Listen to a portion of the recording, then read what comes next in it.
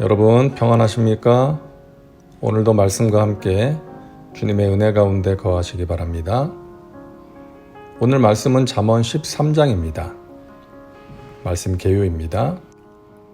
잠언 13장도 지혜로운 의인과 어리석은 악인의 삶을 대조하면서 하나님의 말씀을 따라 복된 삶을 살아갈 것을 권면하는 내용입니다.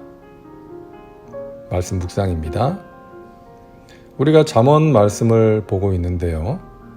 10장부터는 각 장마다 일관된 주제와 내용을 다루는 것이 아니라 각 절마다 각각의 메시지를 가지고 있는 경우가 많습니다.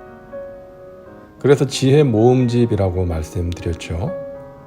그러다 보니까 약간은 산만하다라는 느낌을 받을 수도 있습니다. 하지만 이 말씀들을 그저 그렇고 그런 말씀으로 생각하거나 비슷한 잔소리 정도로 생각해서는 안 됩니다. 이스라엘 백성들이 그랬습니다. 그들은 다른 민족 사람들이 받지 못한 하나님의 말씀을 받았습니다. 그들에게는 이미 하나님의 말씀이 주어져 있었던 것이죠. 그 말씀을 따르면 복된 삶을 살 수 있다고 약속하셨는데 그들은 그 말씀의 가치를 알지 못하고 오히려 세상 길을 따르고자 했던 것입니다. 잠언에는 지혜로운 자와 미련한 자를 대조하는데요. 여기서 미련한 자는 IQ가 모자라거나 멍청한 사람이 아닙니다. 오히려 세상적으로는 머리가 너무나 잘 돌아가는 사람입니다. 그런데 이들이 미련한 자인 이유는 하나님의 말씀을 뻔한 잔소리로 여겨서 그 말씀을 듣지 않고 자기 생각대로 살아가기 때문입니다. 오늘날 교회에도 그런 사람들이 있죠. 교회를 다니면서 신앙생활을 하고 있고 직분도 받았지만 이스라엘 백성들처럼 하나님의 말씀의 가치를 모르고 말씀으로 훈계받기를 싫어해서 자기 생각과 감정대로 살아가는 사람들이 있습니다. 잠언 말씀은 그런 사람들에게 주시는 말씀이죠.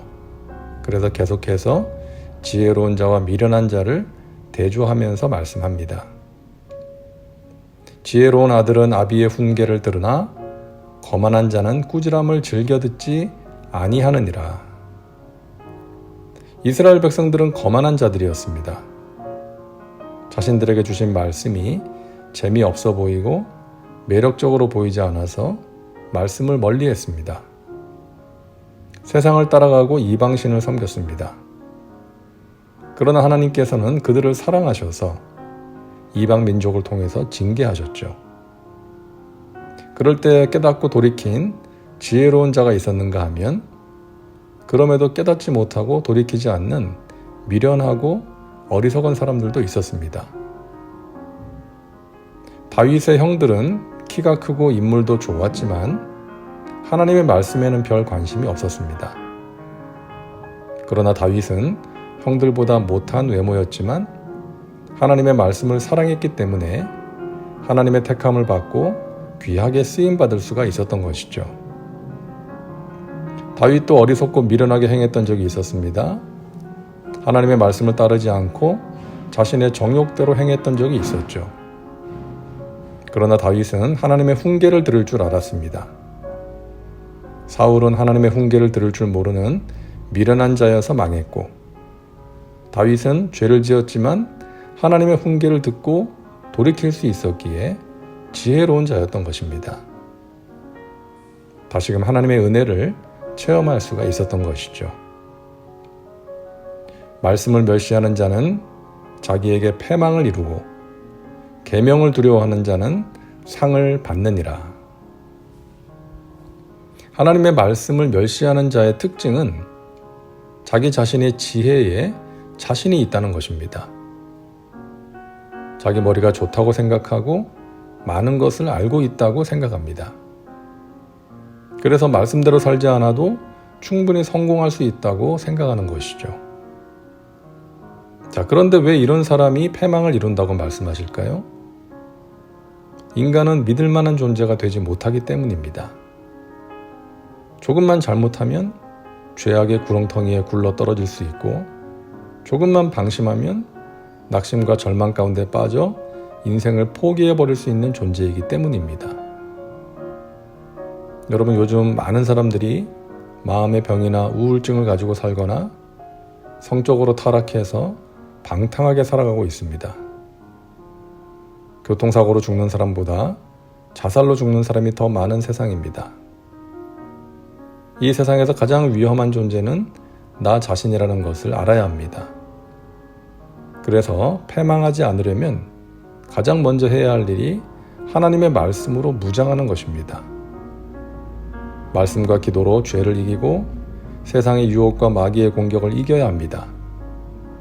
말씀과 기도로 내 안을 가득 채울 때에 우리는 하나님이 주시는 상을 받을 수 있습니다.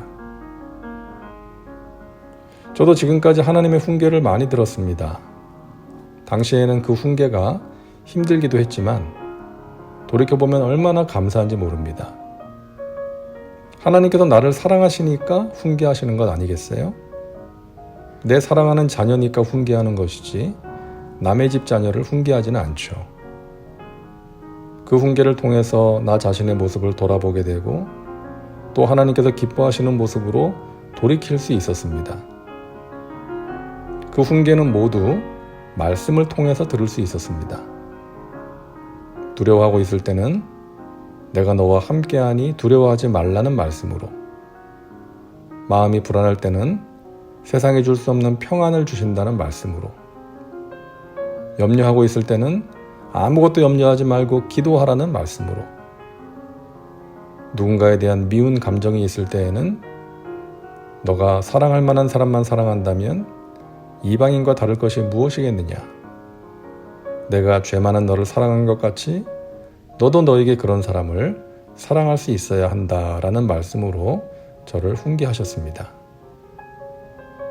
낙심 가운데 있을 때에는 어찌하여 낙심하며 불안해하는가, 너는 하나님께 소망을 두라는 말씀으로 나를 새롭게 하셨습니다. 사랑하는 여러분, 오늘도 말씀과 함께하는 분들은 하나님 아버지의 훈계를 들을 줄 아는 사람들이라고 생각합니다. 그것이 얼마나 귀한 은혜요 복인지 모릅니다. 하나님의 말씀과 훈계를 무시하지 말고 소중하게 여김으로 하나님이 주시는 좋은 것들을 풍성히 누리며 살아가시기를 바랍니다.